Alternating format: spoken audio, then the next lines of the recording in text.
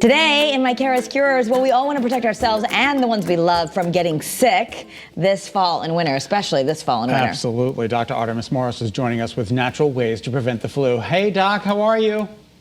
I'm great. It's great to be here again. Hi, guys. Hi. So, what I love about what you do is that you're telling us things that really have some clinical background to them. So if we do what you're saying, we can really charge up our immune system, which can be as important as getting a vaccine. It is, because what happens is the flu vaccine is only between 10 to 60% effective at most. And so that leaves 40 to 90% of the population at risk, even if they've had a vaccine. So the good news is there's many natural things we can do. And some things might be right in your kitchen cabinet. Such as vitamin D. Is that the first we're talking about?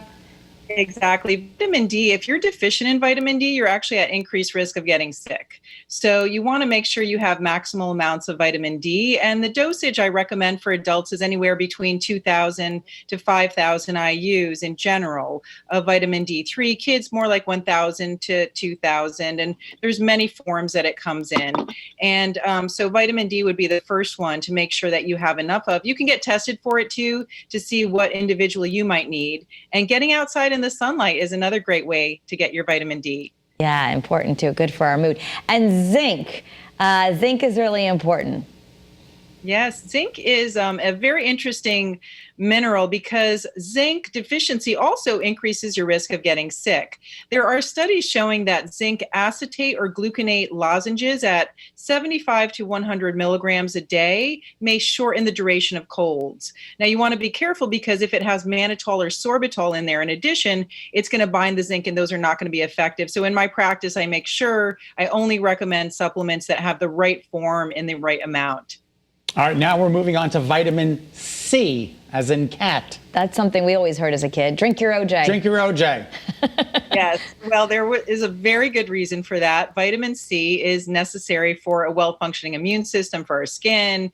And there are studies showing that taking between 500 milligrams up to 4 grams a day may also shorten the duration of colds. And you can get it through the diet. Surprisingly enough, you can also get it in through things like chili peppers, veggies, herbs, and spices, which we can talk about more if you like. Yeah, well, that's the next thing on your list is herbs. And I think most of us, you might know where to get your vitamin D and zinc, but we get a little bit confused when it comes to herbs. So what do you mean?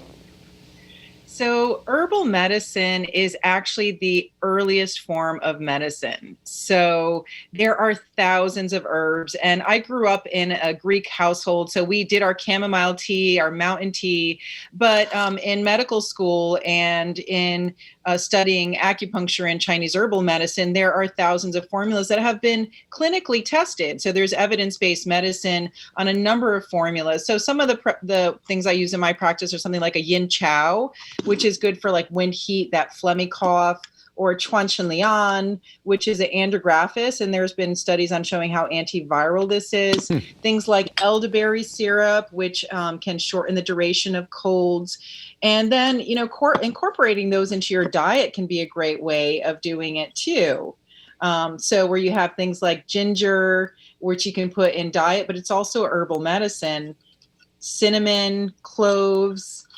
Those are all antiviral and antibacterial. So you can get a little bit of protection every day if you incorporate those. And using those herbs at the right time when you first start to get sick can have an amazing impact on shortening the duration and have been studied to be clinically effective against flus and viruses. Okay. Yeah, so it's something, if you start feeling something coming on, the diet is really important. So I think it's also maybe that's not the time to be loading up on sugar. Sugar can actually depress our immune system, right? You're absolutely right, Kara. Absolutely. So refined sugar makes us go the other direction. It depletes our immune system. But when you look at natural sugars, that's better. So things like raw honey, but the fresh fruits and veggies, that chicken soup that your mom might have made has something called carnosine, which is an amino acid, and that's been shown to be anti-inflammatory and actually help prevent some viral replication in the cells. So even something like a hot soup, a chicken soup with herbs and spices in it, lots of carrots and onions and garlic, that's actually part of your protection plan. Oh, you're making me hungry. And lastly, I know we're going to run out of time, but two really important things: sleep and getting movement, ideally outside. But that's a natural antidepressant. Is you say if we just move, it doesn't have to go. You don't have to go run a marathon, but movement can really improve our spirits, which helps us feel better all around. Absolutely. So exercise is a natural antidepressant. So if you're getting outside, you're getting your vitamin D. And stress, that chronic daily stress, is an immune suppressant as well. It's working through a hormone called cortisol. So, it really is important as part of our protection plan for keeping our immune system healthy is to really take care of ourselves, also mind, body, spirit wise. So doing the things that we enjoy is important, getting outside, movement, sleep, but also taking care of ourselves in that other way as well.